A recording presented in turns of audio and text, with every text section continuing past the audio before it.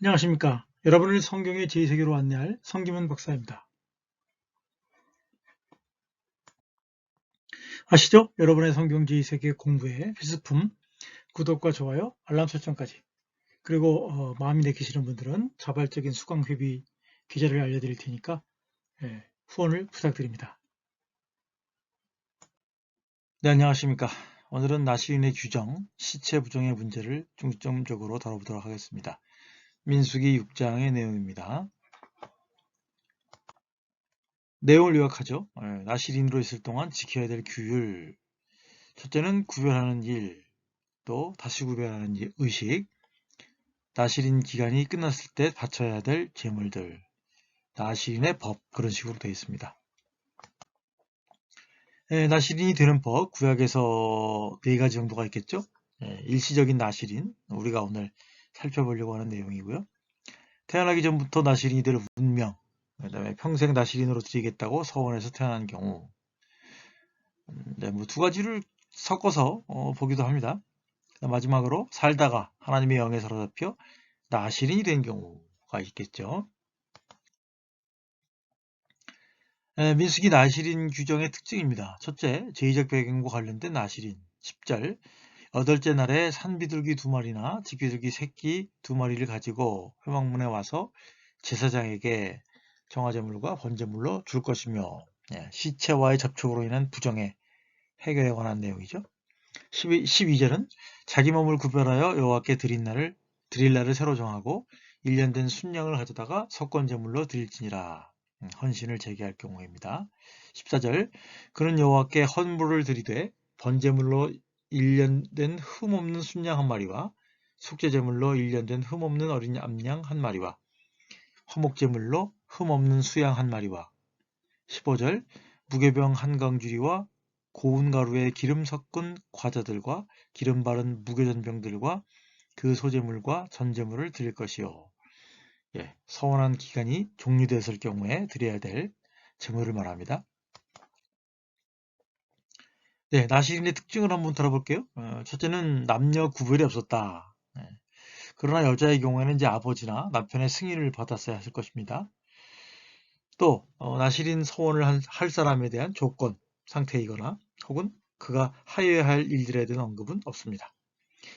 나시린의 서원을 한 사람의 특정한 삶의 조건은 명확하게 제시되고 있죠. 회막에서 일하는 제사장과는 달리 나시린은 일상 속에서 일시적으로 구분된 자로 또 헌신된 자라는 의미입니다. 첫째, 나시린은 야훼를 위하여 구별된 혹은 격리된 혹은 거룩한 자를 의미합니다. 두 번째, 포도주와 맥주. 레비는 이제 사케르라고 하는 말을 맥주라고 번역하지 말도록 주장하고 있긴 합니다. 의 금기.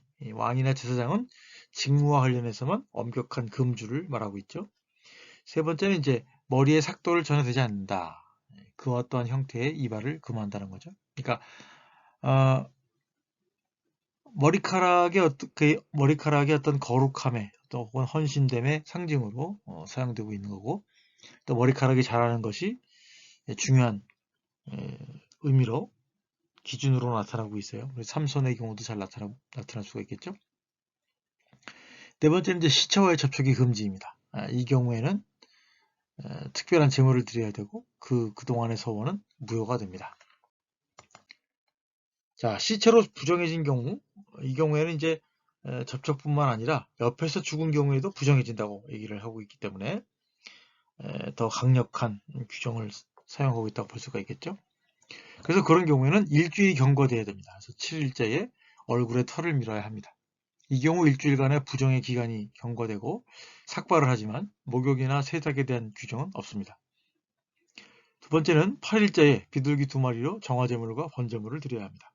세 번째, 헌신하는 새날을 잡고 1년 된 순양으로 배상제물을 드려야 합니다.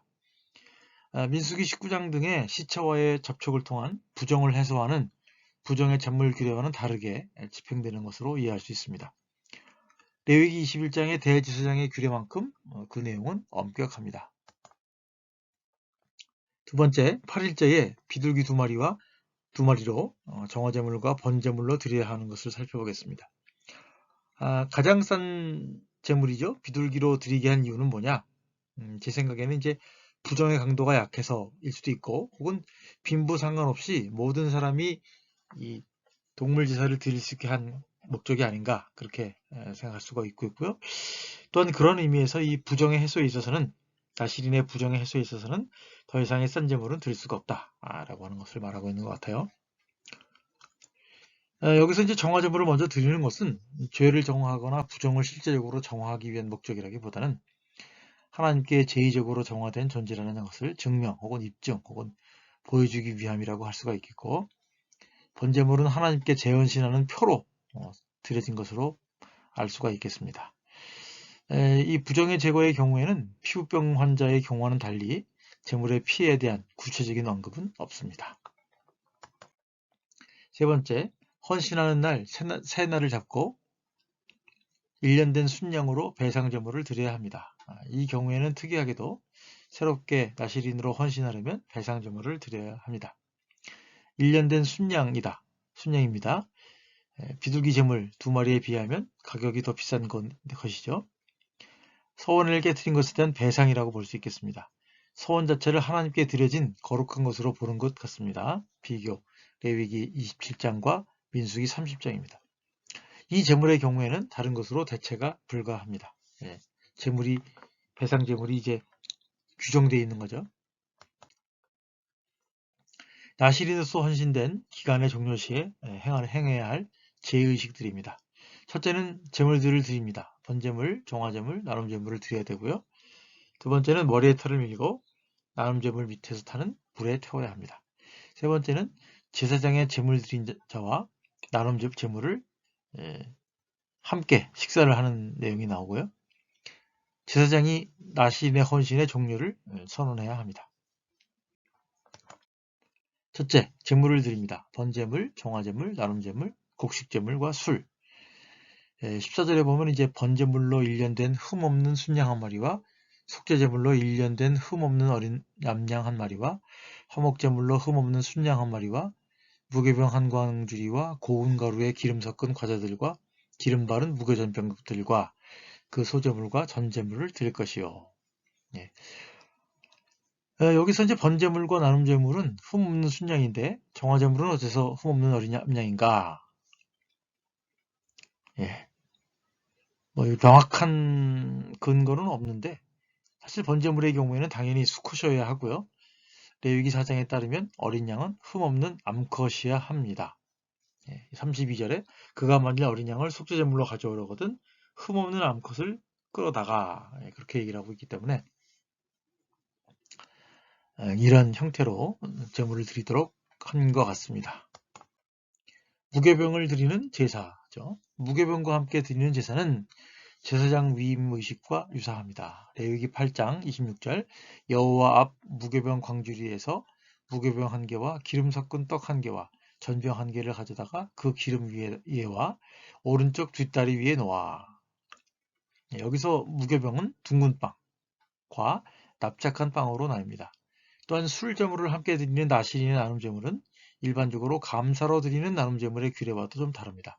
레위기 7장 12절 기름 섞은 무교병과 기름 바른 무교전병과 고운 가루에 기름 섞어 구운 과자를 그 감사제물과 함께 드리고 감사의 나눔제물이라는 뜻이죠. 또 유교병을 화목제의 감사제물과 함께 그 예물로 드리되 그 전체 예물 중에서 하나씩 여호와께 거제로 드리고 그것을 화목제의 피를 뿌린 제사장들에게로 돌릴지니라. 두 번째 이제 머리털을 밀고 나눔제물 밑에 타는 불에 태워야 한다. 회망문 앞에서 민 머리털을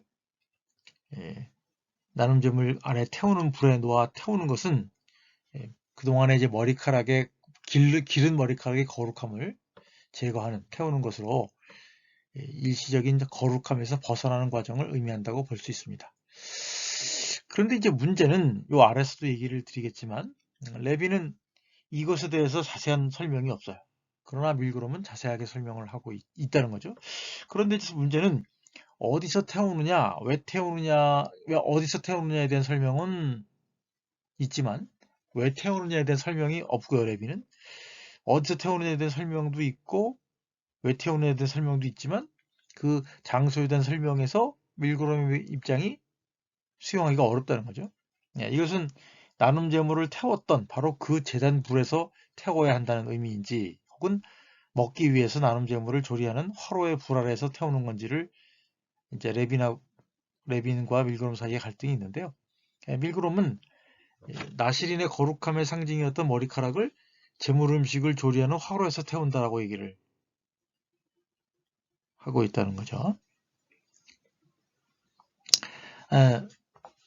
거룩함을 제거하는 의미인 것은 맞는 것 같지만 과연 그것이 이 음식을 조리하는 그 곳에서냐 아니면 그 제단에서 그 거룩함을 상징하는 그 머리카락을 태워서 없애는 거냐 이거에 대해서는 이제 논란이 있고요.